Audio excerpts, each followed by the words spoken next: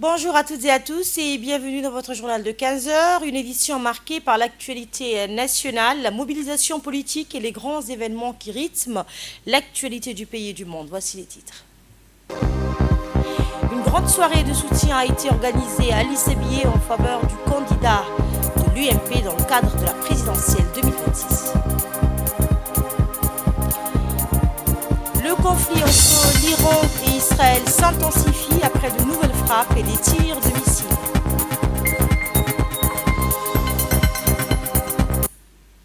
Et nous entamons ce journal avec la réunion de la Commission nationale, la Commission électorale nationale indépendante, la CENI, tenue ce matin au Palais du Peuple.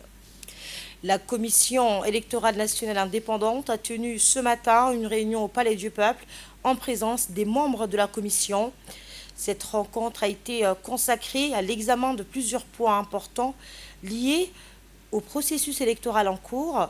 Les membres de la Commission ont notamment échangé sur l'état d'avancement des préparatifs, les mesures organisationnelles à renforcer, ainsi que sur les dispositions nécessaires pour garantir un déroulement transparent, crédible et apaisé des opérations électorales.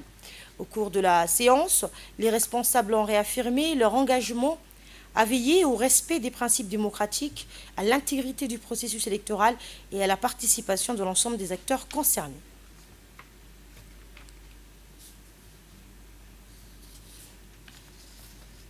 Et à cette occasion, le président de la Commission électorale nationale indépendante est revenu sur les principaux enjeux du processus électoral en cours. Nous l'écoutons. Donc, chers collègues, nous nous retrouvons aujourd'hui dans une phase particulière du processus électoral, celle où le travail avance et où les mécanismes sont déjà en mouvement, mais où l'attention doit rester constante. Depuis notre installation, plusieurs étapes importantes ont déjà été franchies. Les cartes électorales ont été imprimées, les panneaux où les affiches électorales vont être mises sont en cours de confection. La distribution des cartes électorales a commencé sur tout le territoire et les premières missions de terrain dans chaque région ont permis d'observer concrètement la mise en place des opérations préparatoires. Nous entrons aujourd'hui dans une séquence décisive. La campagne présidentielle s'ouvrira le 27 mars et le scrutin interviendra le 10 avril. Cela signifie que le processus électoral est désormais pleinement engagé. Cette élection présidentielle mobilisera l'ensemble du territoire national. Elle se déroulera dans 712 bureaux de vote, dont 413 dans la capitale, et concernera plus de 250 000 citoyens électeurs inscrits. Derrière ces chiffres se trouve une réalité simple. Il y a des centaines de bureaux à préparer et des milliers de citoyens qui devront pouvoir exercer leur droit de vote dans des conditions claires, sereines et transparentes. Dans ce contexte, le rôle de la Commission électorale nationale indépendante reste celui que la loi lui confère. Un rôle exigeant, parfois discret mais essentiel. La CENI ne gouverne pas l'élection. Elle n'est ni une juridiction, ni un acteur politique. Elle exerce une mission plus austère mais plus fondamentale, veiller à la régularité du processus électoral. Cette mission repose sur quelques principes simples. L'impartialité d'abord, aucune proximité, aucune pression, aucune considération extérieure ne doit altérer le regard que nous portons sur les opérations électorales. La rigueur ensuite. Dans une élection présidentielle, le détail n'est jamais un détail. Une procédure imprécise peut fragiliser un processus entier. Et enfin, le sens de l'État.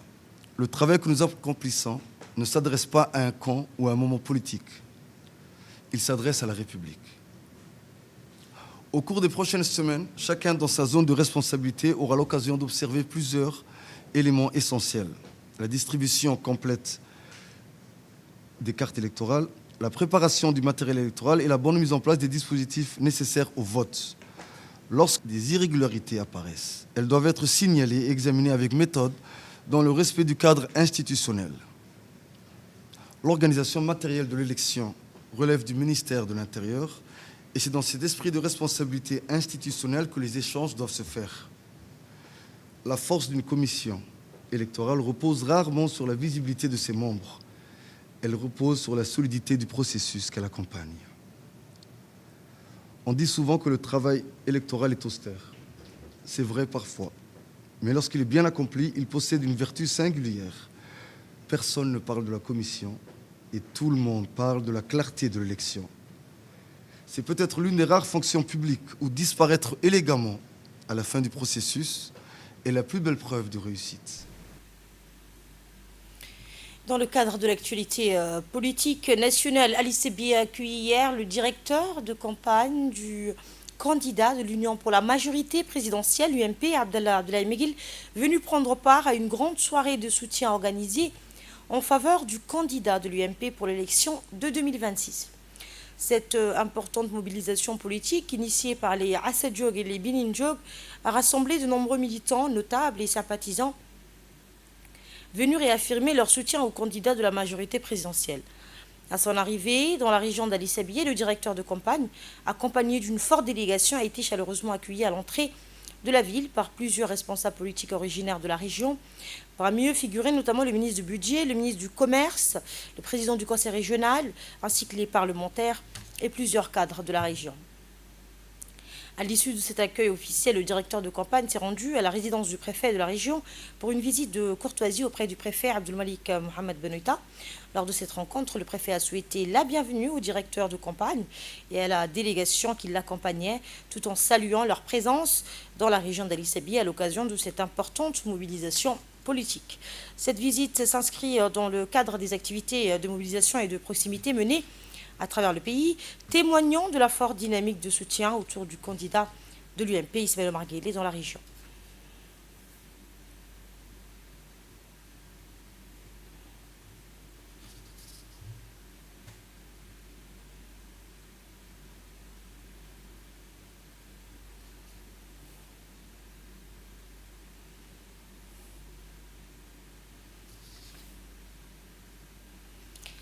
Et par la suite, le directeur de campagne du candidat pour la majorité présidentielle, Abdallah Meguil, s'est rendu sur le site de la manifestation afin de prendre part à la grande soirée de soutien organisée en faveur du candidat de l'UMP pour l'élection présidentielle à l'initiative des Assad Diog et des Benin Diog.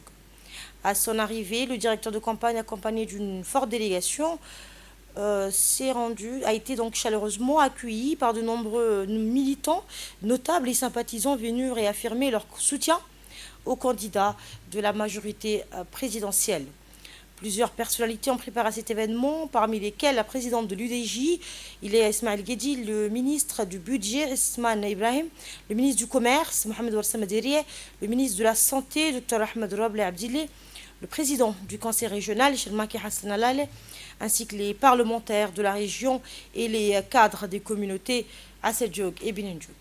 En seule intervention, le directeur de campagne du candidat de l'UMP a tout d'abord transmis aux participants les salutations chaleureuses du candidat de l'UMP ainsi que celles de son épouse, la première dame du pays, Mme Khadra Mohamed Haïd. Il a ensuite mis en lumière les nombreux projets et réalisations accomplis sous la conduite du chef de l'État, soulignant les progrès enregistrés dans plusieurs domaines du développement national. Le directeur de campagne a également rappelé les raisons du choix du candidat de l'UMP, mettant en avant sa vision et son engagement pour la poursuite des efforts de développement du pays. Et enfin, il a appelé les citoyens à se mobiliser pour obtenir leur carte d'électeur afin de participer massivement au scrutin prévu en avril prochain.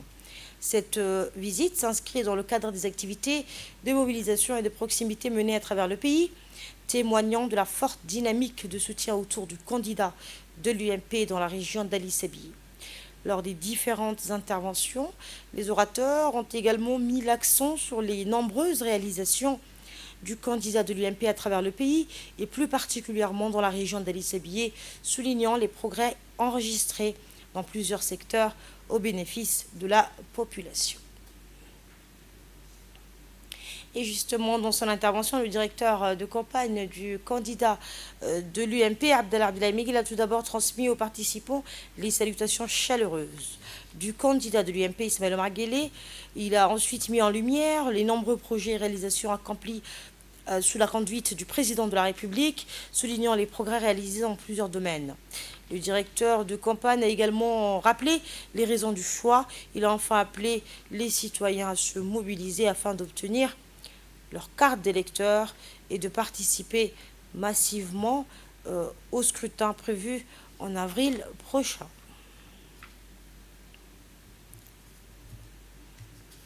Toujours dans le cadre de l'élection présidentielle prévue le 10 avril 2026, la distribution des cartes d'électeurs a officiellement débuté aujourd'hui dans l'ensemble de la ville d'Ali Sabieh. Cette opération marque une étape importante du processus électoral permettant aux citoyens inscrits de se munir de ce document indispensable pour prendre part au scrutin. Dès les premières heures de la matinée, plusieurs centres de distribution de la ville d'Ali Sabieh, notamment celui situé à la préfecture, ont été d'assaut par de nombreux électeurs venus retirer leurs cartes. De longues files d'attente ont été ainsi observées devant les différents sites, témoignant de l'engouement et de la forte mobilisation de la population. Les habitants de la région, notamment les Assaïdjouk, se sont déplacés massivement vers les centres afin de récupérer leurs précieuses cartes d'électeurs, condition essentielle pour participer à l'élection présidentielle. Pour donner l'exemple, plusieurs personnalités originaires de la région ont procédé au retrait de leurs cartes d'électeurs dès le début de l'opération. Parmi elles figuraient le ministre du Budget, le ministre du Commerce, le préfet de la région, le président du conseil régional, ainsi que le directeur de campagne du candidat de l'UMP dans la région d'Ali Sabieh, M. Mohamed Abdallah Chiroua. Les parlementaires de la région et plusieurs cadres Assaïdjouk ont également retiré leurs cartes dès les premières heures. Dans une interview accordée à notre correspondant Ali Sabieh, le préfet de la région, Abdul Malik Mohamed Benoïta, et le président du conseil régional, Chelmaki Hassan Al-Ale, ont tour à tour souligné que l'opération de distribution des cartes d'électeurs se déroule dans de bonnes conditions. Ils ont également indiqué que la population a répondu massivement à l'appel et récupérant ainsi sa carte dès ce premier jour de l'opération. Les autorités régionales ont par ailleurs encouragé l'ensemble des électeurs inscrits à se rendre dans les centres de distribution afin de retirer leurs cartes et ainsi exercer leurs droits civiques lors du scrutin présidentiel.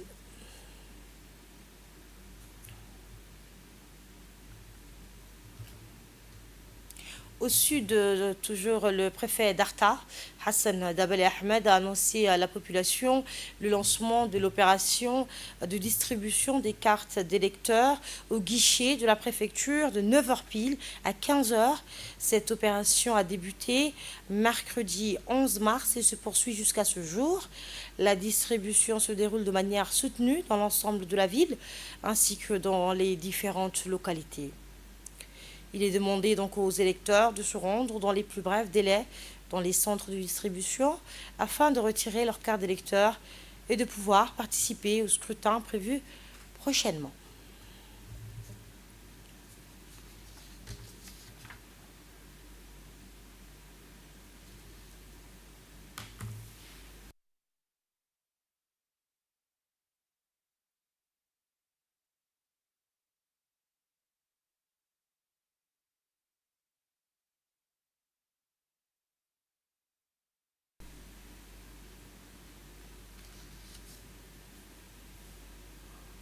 Dans un autre registre, la cité militaire du Grand Blaas a accueilli hier soir la 4e édition consécutive de la cérémonie de remise des prix du concours de récitation du Saint-Coran. Organisé au sein de la cité militaire, cet événement vise à encourager les jeunes résidents à s'investir dans l'apprentissage et la mémorisation du Saint-Coran. La cérémonie s'est déroulée en présence de nombreux ulama et a été honorée par la participation du directeur général des relations internationales des armées, le colonel Ibrahim Zakaria Cheikh Ibrahim, accompagné d'officiers. Les parents étaient également présents afin de soutenir et d'encourager les enfants. Prenant la parole à cette occasion, le responsable de la cité militaire, le colonel Ahmed Daher, a chaleureusement félicité les lauréats pour leurs efforts et tout particulièrement les 6 hafiz du Coran donc ayant achevé la mémorisation des 30 chapitres.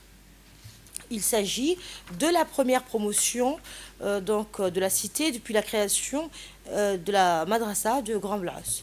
Le responsable de la cité a également salué l'engagement des résidents, en particulier celui des maires, qu'il a qualifié de pilier d'une société respectueuse des valeurs de l'islam, ainsi que le travail du comité organisateur dont les efforts contribuent à promouvoir les valeurs religieuses, éducatives et sociales au sein de la communauté.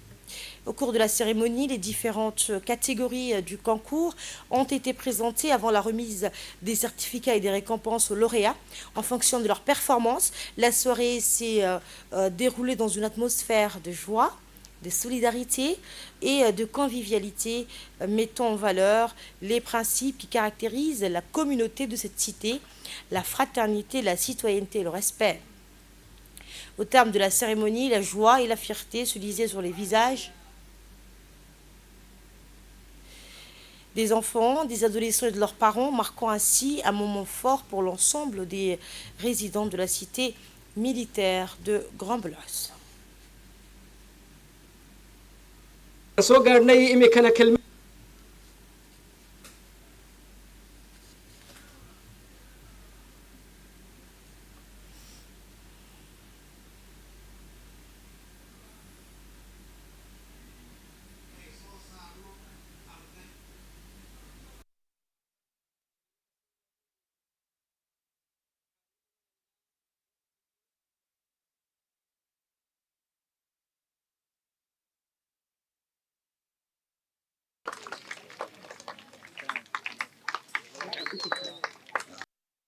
Été remis aux lauréats en fonction de leur performance. Eh bien, la soirée s'est déroulée dans une atmosphère de joie, de solidarité et de convivialité, célébrant les valeurs qui caractérisent la communauté de cette cité militaire de Grand-Belosse, la fraternité, la citoyenneté et le respect. Au terme de la cérémonie, les différentes catégories du concours ont été présentées et des certificats et des récompenses aux lauréats ont été remis. Toujours dans l'actualité institutionnelle, l'hôtel resort Gadilé de Tadjoura a accueilli une rencontre empreinte de convivialité et de reconnaissance. L'agence Nord de la Caisse nationale de sécurité sociale, la CNSS, a réuni les employeurs affiliés de la région Nord qui se distinguent par leur régularité et leur engagement civique.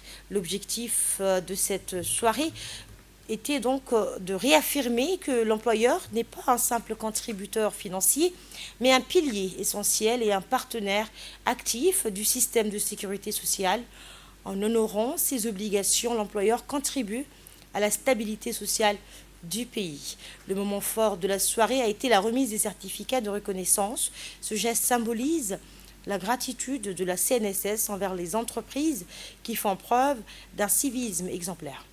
L'événement a été honoré par la présence de plusieurs personnalités témoignant de l'importance accordée à ce partenariat dans la région Nord, notamment le préfet de Tadjoura, Mohamed Abbas, représentant de l'autorité régionale, le représentant de la directrice générale, le directeur général adjoint technique de la CNSS, Abdulrahman Mohamed Aboubakar, ainsi que M. Mohamed Ali Gadli. À cette occasion, il a été rappelé que nous ne faisons pas que collecter des cotisations, nous construisons le bouclier social de demain pour chaque travailleur djiboutien. Et nous les remercions.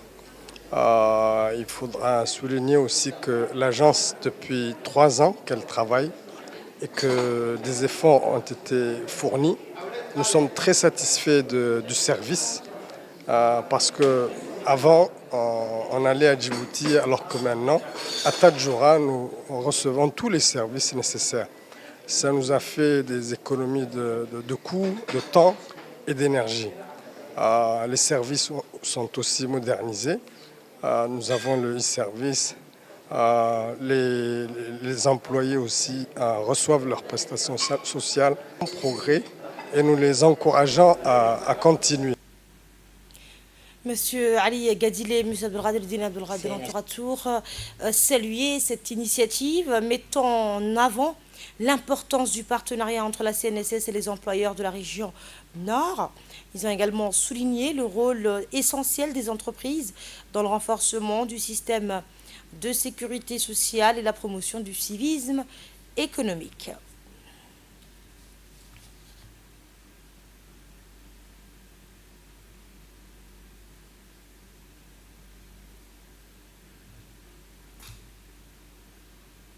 Et nous écoutons à présent le mot du directeur général adjoint technique de la CNSS, M. Abdelrahman Mohamed Abdelkader.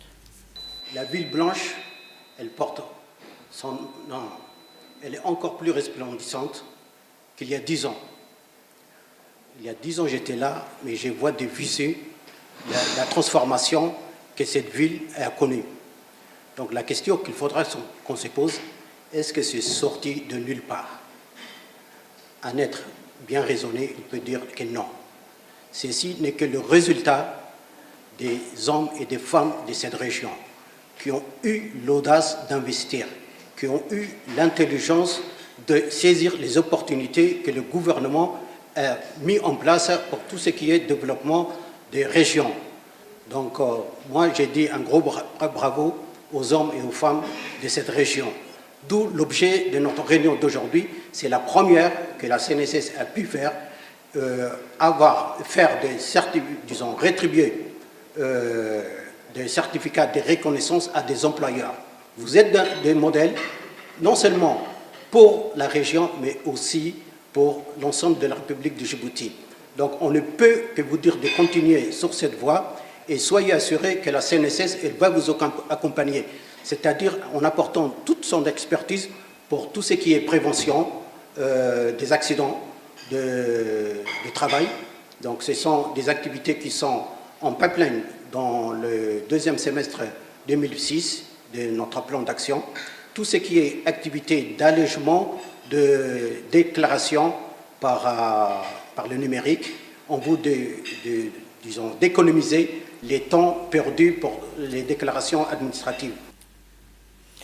Dans le domaine social, la fondation du Diwan Al-Zakat a procédé à l'ICB à la distribution des 3e et 4e tranches du programme de parrainage des orphelins pour l'année 2025. La cérémonie s'est tenue en présence de plusieurs responsables du Diwan de la Zakat, notamment du représentant du conseil régional et du Diwan de la Zakat, ainsi que de notables et dignitaires locaux, sans oublier les tuteurs donc des orphelins bénéficiaires. Cette initiative vise à traduire concrètement les valeurs de solidarité et de compassion prônées par l'islam. De là, nous passons à l'actualité internationale. Une nouvelle salve de missiles tirés par l'Iran a visé Tel Aviv, déclenchant les sirènes d'alerte dans plusieurs zones du centre d'Israël, dans un contexte d'escalade militaire rapide entre les deux pays. La plupart des projectiles ont été interceptés par les systèmes de défense israéliens, mais la chute de débris a fait au moins 3 blessés et causé des dégâts matériels dans certaines localités. Cette attaque intervient après des frappes israéliennes contre des cibles en Iran, ravivant les craintes d'une escalade plus large au Moyen-Orient malgré les appels internationaux à la désescalade. 4 personnes ont trouvé la mort et 2 autres blessés ce dimanche lors d'une frappe aérienne israélienne visant un immeuble résidentiel à Sidon, dans le sud du Liban. Selon des sources locales, l'attaque a causé d'importants dégâts au bâtiment, tandis que les équipes de secours poursuivaient les opérations de recherche dans les décombres. Cette frappe intervient au lendemain de bombardements ayant fait une 30aine de morts dans la même ville, dans un contexte donc d'escalade des affrontements entre le Hezbollah et Israël. Et enfin, sur le plan sportif, la sélection féminine de l'équipe du Sénégal féminine de basketball devra disputer les éliminatoires de la Coupe du monde féminine de basketball sans sa meneuse vedette Sira Diar, absente pour le tournoi qualificatif organisé à Saint-Jouan. Pièce maîtresse du dispositif des Lionnes, son absence constitue un coup dur pour l'équipe dirigée par Cheikh Sarr. Le Sénégal devra ainsi s'appuyer sur la force du collectif pour tenter de décrocher sa qualification face à des adversaires relevés comme Italie et Espagne. Merci de votre fidélité et de votre attention.